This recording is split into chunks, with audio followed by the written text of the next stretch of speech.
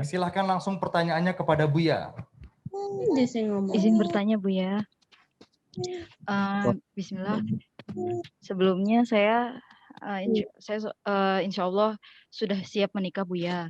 Cuman yang saya ingin tanyakan di sini adalah bagaimana sih ikhtiar yang saya harus lakukan ketika saya memang sudah siap menikah dan sudah mempersiapkan benar-benar niatnya untuk menikah. Kemudian apakah salah jika saya hanya menunggu dan berdoa kepada Allah untuk diberikan jodoh yang terbaik? Dan ikhtiarnya seperti apa Bu ya? Soalnya selama ini saya ingin melakukan ikhtiar tapi saya takut salah jalan yang saya ambil ikhtiarnya seperti itu karena Masya saya Allah. seorang wanita gitu Bu ya. Baik. Karena saya takut salah nggak ya saya ngambil jalan seperti ini karena saya juga belum tahu harus bagaimana saya memilih pasangan. Jalannya bagaimana? Seperti itu Bu ya. Mohon doanya Bu ya semoga tahun ini saya diberikan jodoh yang terbaik. Amin ya Rabb. Masya Allah. Amin. Subhanallah. Dari yang kami dengar bahwasanya dia dalam keadaan masih di kondisi normal, belum mengikat hatinya kepada siapapun. Maka pilihan Anda adalah sangat banyak manusia sejagat. Mudah bagi Anda untuk mendapatkannya.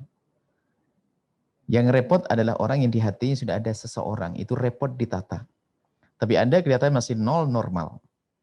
Normal. Jadi Anda sangat mudah. Kemudian langkah apa? Kalau menunggu saja bagaimana? Menunggu salah. Menunggu iya, menunggu salah satu cara menunggu, tapi tidak cukup menunggu. Jadilah wanita cerdas. Karena di hati Anda tidak ada siapa-siapa, mudah. Dalam mencarinya mudah. Siapapun nanti bisa di mana-mana, manusia sejagat jadi pilihan Anda. Nah, ada pun cara memilihnya. Jadilah Anda Khadijah zaman ini, jadilah Anda Sayyidah Hafsah zaman ini, Sayyidah Khadijah zaman ini. Bagaimana? Anda melihat orang yang Anda duga itu baik. Di saat Anda tanpa cinta itu mandang itu bisa serius dan benar, jujur. Kalau Anda melihat orang selama ini Anda punya pergaulan mungkin, siapapun tetangga, kawan dan sebagainya, karena di hati Anda masih bersih, maka Anda bisa melihat dengan jujur. Nah, kalau sudah Anda menemukan orang itu baik, laki-laki itu baik, dalam arti langkah awal orang untuk menjatuhkan cinta itu langkah kecenderungan dulu. Kekaguman dulu, kekaguman secara umum, seperti kita di kelas itu ada satu kelas itu ada 4 anak tuh punya kelebihan. Dia bijak, dia lembut, dia begini, maka itu namanya kagum. Kemudian setelah dari kagum itu Anda mantapkan bahasanya, di antara 10 orang yang Anda kagumi itu kira-kira mana yang paling tepat. Anda lihat saja. Anda ngira-ngira dengan diri Anda sendiri tanpa Anda menjatuhkan cinta. Baru setelah itu Anda bicara dengan orang yang sekiranya bisa menyampaikan hajat Anda. Minta tolong. Maka Sayyidah Khadijah Kubro cerdas beliau. Ada seorang anak muda yang sangat soleh, sangat baik, sangat jujur, masyhur di Makkah. Namanya Sayyidina Muhammad bin Abdullah. Maka beliau memulai dengan hajat ini. Disampaikan.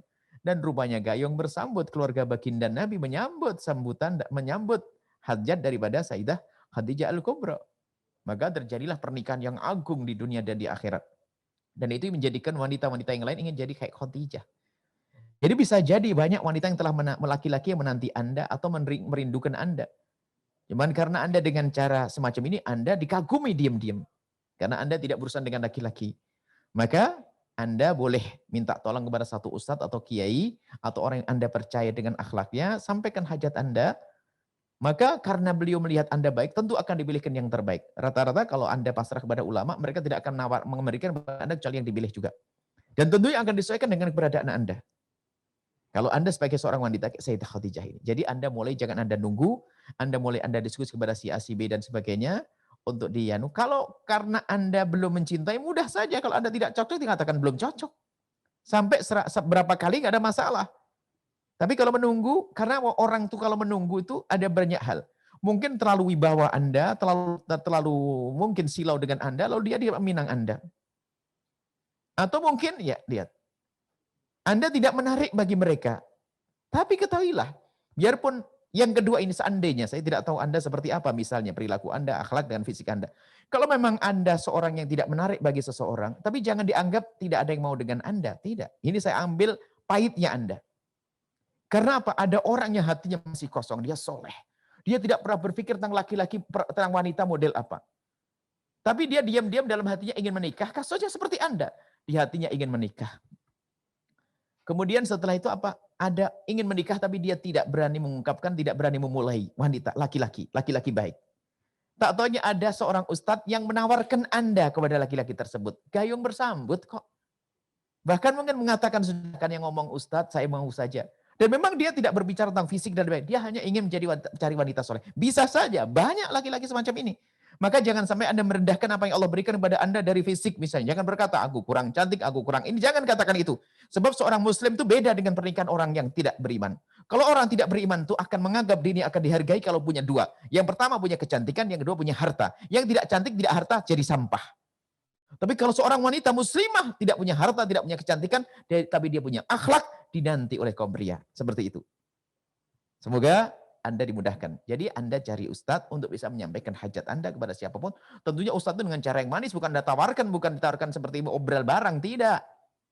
Jadi, dan bisa saja Anda melihat orang, lalu Anda sampaikan orang lain. Jadi maksud kami, wanita memulai di sini, jangan dengan cara rendah, hei bang, mau dengan saya Anda. Ini kan orang murahan, bukan begitu. Tapi dengan cara yang cantik, manis, terhormat, sehingga menjadikan orang terpesona dengan cara ini, sehingga mudah untuk sampai kepada Anda. Itulah insya Allah.